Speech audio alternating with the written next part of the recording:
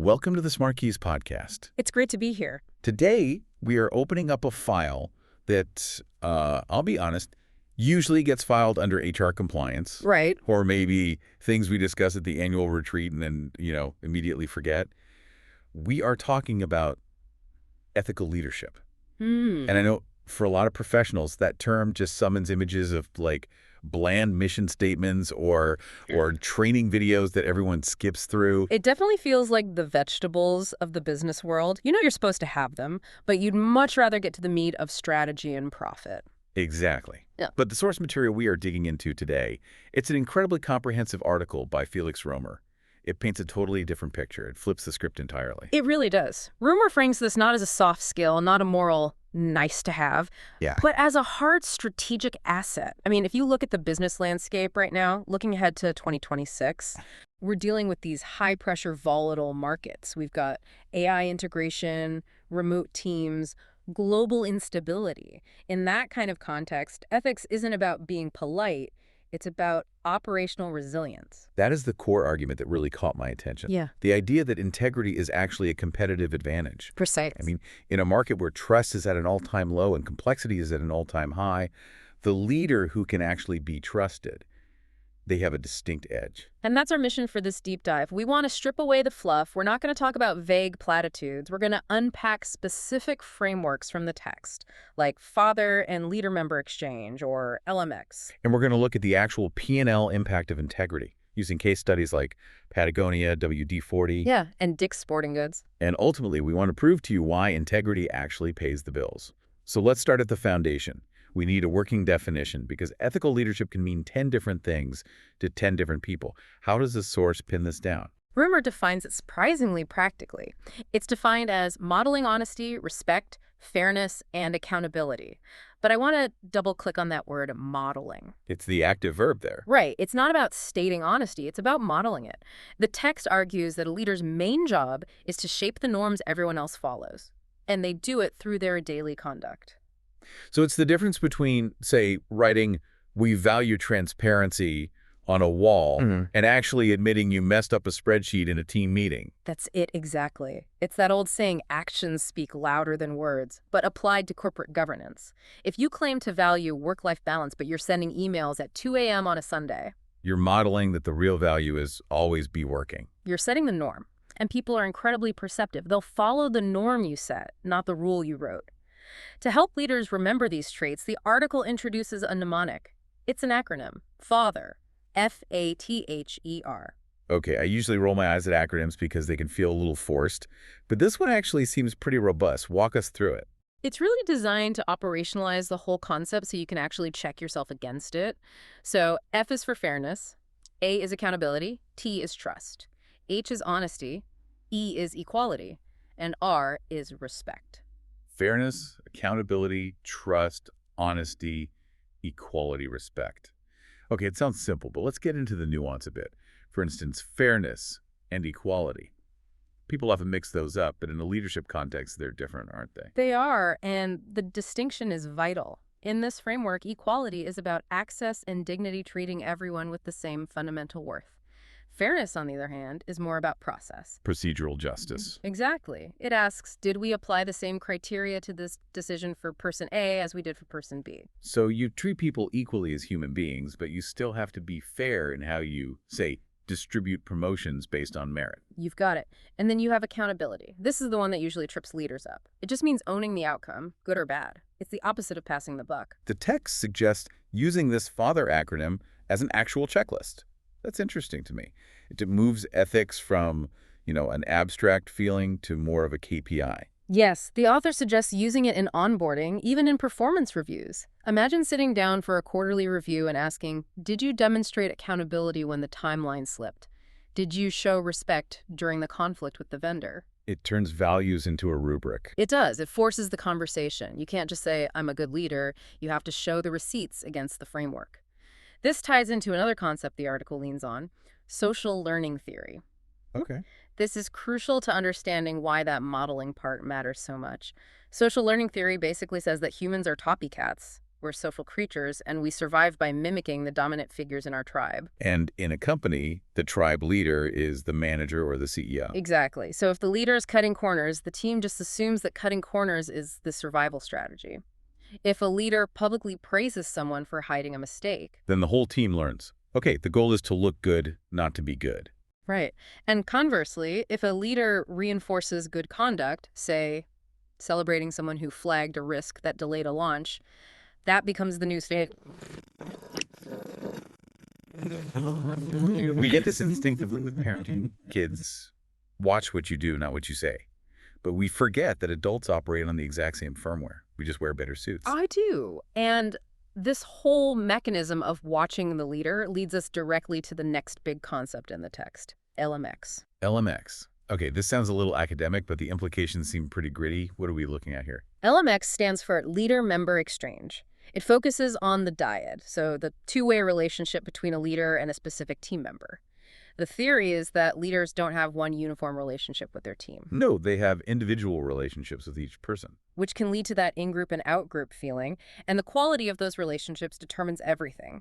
The text argues that high-quality LMX ties are built on trust, and they improve information flow, and that's the critical part. Information flow. Why is that the kicker? Because if I have a low-quality relationship with you, if I don't trust you, I am going to hide problems. Yeah. I'm going to filter information. I'm going to tell you what I think you want to hear so I don't get yelled at. And that is where businesses die. They die in the silence where problems are being hidden until they become catastrophe. Exactly. High LMX means high trust, which means I feel safe bringing you the bad news early when it's still fixable.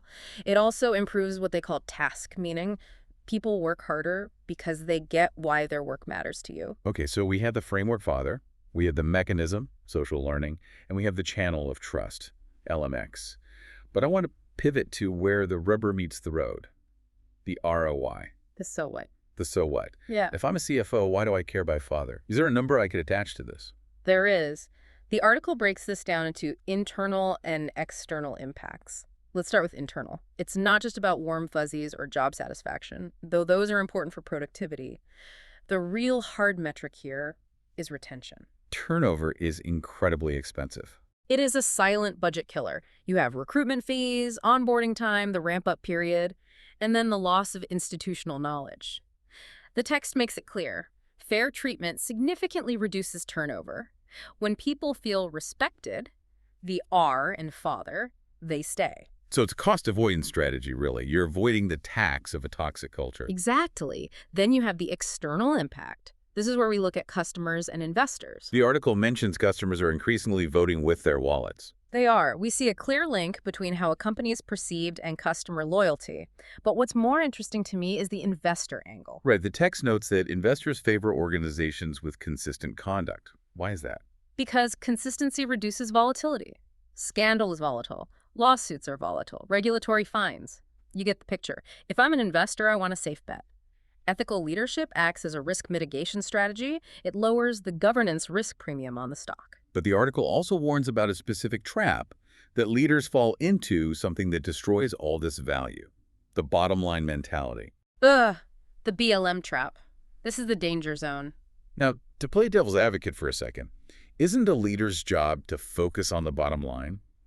Why is that a trap? It becomes a trap when it's a single-minded focus on quarterly financial targets, to the exclusion of everything else. The text explains that this mindset triggers something called social undermining. Social undermining. That sounds ominous. It is toxic. When the only thing that matters is the number, team members start seeing each other as obstacles, as competitors, not collaborators. It encourages short-termism. Like cutting maintenance costs to hit this quarter's number. But you've just increased the risk of the machinery blowing up next year. Or you pressure the sales team so hard that they start, destroying customer relationships long-term just to hit a target. It forces employees to hide risks. Yes. Because no one wants to be the person telling the boss, we can't hit the number without breaking the law. So they break the law or the rule, and they hide it. So the bottom line mentality actually threatens the bottom line. It's a paradox. It's a total paradox. Short-term extraction for long-term destruction. Okay, so we have the theory, the risks, the ROI. But I'm a show-me kind of person. Who's actually pulling this off in the real world? The article gives some heavy hitters as case studies. These are not just hypotheticals. These are companies that took the hard road. Let's start with Dick's Sporting Goods. That's right, their decision on firearms. This was a massive move. A few years ago, they decided to remove firearm sales from their stores. Now, from a pure bottom-line mentality perspective, this was a bad idea. They were walking away from revenue. And alienating a huge chunk of their demographic. The backlash was immediate, but the text points out that they stuck to the decision based on their values. And if you look at the long-term data in the article, that decision coincided with stronger product performance and a rising share value later on. Because they solidified their brand identity.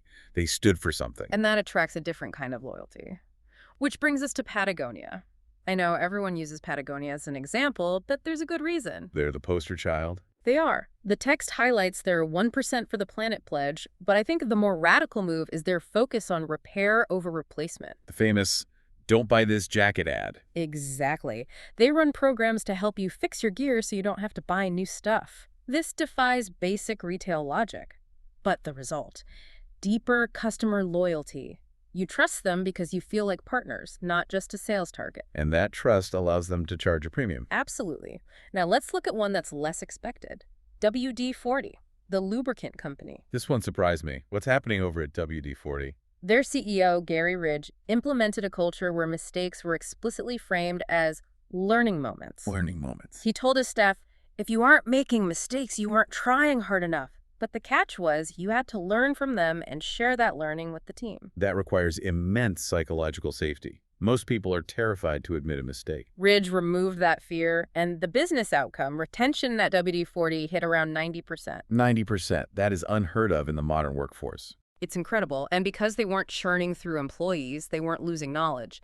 They had a highly skilled, highly loyal workforce that drove steady shareholder value. A perfect example of that internal ROI we talked about. And one more, Procter & Gamble. P&G launched their We See Equal program. It was a deliberate structural push to reform recruitment, reduce gender bias, and expand opportunities for women in senior roles. And again, this wasn't just for charity. No. It aligned them with a broader talent pool, so they got better people, and it aligned them with their massive female customer base. It strengthened brand credibility. So in all four cases, Dick's, Patagonia, WD-40, P&G doing the right thing was actually a growth engine. It was a strategic alignment of values and operations. That's the key. So if I'm listening to this and I'm a manager or a VP and I want to build this, how do I do it? The article talks about closing the culture gap. That is the first step. There's a great line in the text. Audit where posters on the wall don't match actions in the hall. The say-do gap. You have to find those gaps and close them. The text suggests starting with psychological safety. We hear that term a lot, but it's specific about how to build it. Two-way communication. Meaning leaders have to listen, not just broadcast. And model vulnerability. You have to share context. Here's why we're making this tough decision, and constraints. Here's what's stopping us.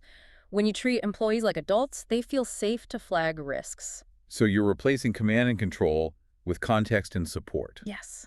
And then you need systems for the hard stuff. The text lists 3 big dilemmas: conflicts of interest, pay fairness, and whistleblowing. Okay, let's run through the toolkit. Conflicts of interest. The solution is mandatory disclosure. Transparency kills the conflict. If it's out in the open, it can be managed. If it's hidden, it's a time bomb. Pay fairness. That's a huge source of resentment in companies. It is. The solution isn't pay everyone the same, it's use a rubric. Use written criteria and calibration meetings to determine pay. Systematize it to limit bias. And whistleblowing. You must have safe channels for people to raise concerns. This is non-negotiable. If your people can't tell you safely that something is wrong, they will eventually tell the press or the regulators. So let's get specific on the toolkit. If I want to implement this tomorrow, what are the first steps? The expert outlines 3 must-haves. First, codes of conduct. Formalize your expectations. Write down what integrity means in your context. The implicit explicit. Second, escalation paths. If there's an issue, where does it go? HR, legal, a hotline. And crucially, ensure unresolved matters move fast. Speed is an indicator of priority. Right. And third, zero tolerance guidelines. But here is the catch, and this is the hardest part. They must be applied consistently. This is the star performer problem, isn't it? It is. If your top salesperson who brings in 30% of your revenue violates the code, You have to act. If they get a pass, your culture is dead. That's the equality in father coming back to haunt you. You have to be willing to lose the revenue to save the culture. That's the litmus test. If you're not willing to lose money over it, it's not a value, it's just a preference. So we build the framework, we have the toolkit. How do we measure if it's working? The text offers specific KPIs. Engagement surveys are one, but you can also look at incident trends. Are you seeing patterns of bad behavior in a specific department? And the text also mentions LMX quality pulse checks. What's that? Actually asking teams, do you trust your leader? Does your leader listen to you? These are leading indicators of future financial performance. If trust drops today, revenue drops tomorrow. We're coming to the end here, but I want to touch on one last warning from the text. The expert warns against performative ethics. This is critical. Performative ethics is the whole greenwashing or woke-washing phenomenon. It's when your public statements don't match your internal reality. Like the company that posts a black square for racial justice but has zero diversity on its board. Exactly. And the warning here is simple. Don't do it. People are smart. Employees have access to information. You will get caught. And the backlash for hypocrisy is always worse than the criticism for just being silent. Authenticity is the only safety net. Consistency is key. So to wrap this up, ethical leadership isn't a soft skill. It's a strategic defense mechanism. It delivers layered benefits, engagement, loyalty, financial resilience, and it's proven by those 90% retention rates at places like WD-40. And I want to leave the listener with a final thought, connecting this back to where we started 2026 and beyond. Go for it. The article talks about the future of work. We're seeing the rise of complex roles, distributed teams working across time zones who might never meet in person. The workplace is becoming more fragmented and digital. Exactly. In a world where I can't walk over to your desk to see what you're doing, trust is the only thing that keeps the organization glued together. Trust is the ultimate efficiency hack. Trust is the ultimate efficiency hack. I like that. Think about it. If I have to micromanage you because I don't trust your ethics, we are slow, we're bureaucratic. But if I trust you, we can move at the speed of light. Ethical leadership becomes the operating system for speed. That is a powerful place to leave it. If you want to go fast, you have to trust each other. Absolutely. Thank you so much for tuning into this deep dive on the SmartKeys podcast. We hope this gave you some tools to audit your own leadership style. It's always a work in progress. If you enjoyed this, please make sure to subscribe to the show. We got a lot more coming on the future of work, business trends, and productivity. And definitely check the show notes. We've linked the full article by Felix Römer there. It has great diagrams of the father framework and the full text on those case studies. It is really worth a read. Definitely check that out. Thanks for listening, and we'll see you next time.